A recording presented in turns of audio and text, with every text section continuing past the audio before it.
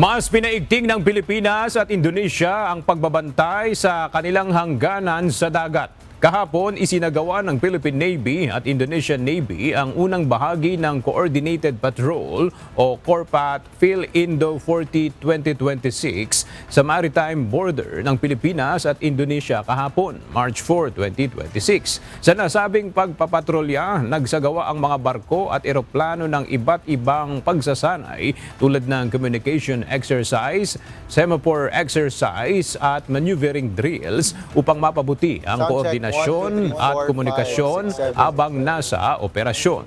Isinasagawa ang bilateral patrol na ito kada 3 buwan upang palakasin ang border security, sugpuin ang illegal fishing at smuggling at mapanatili ang kapayapaan at kaayusan sa karagatan. Ayon sa Philippine Navy, mahalaga ang ganitong pagtutulungan upang matiyak ang seguridad at katatagan sa rehiyon.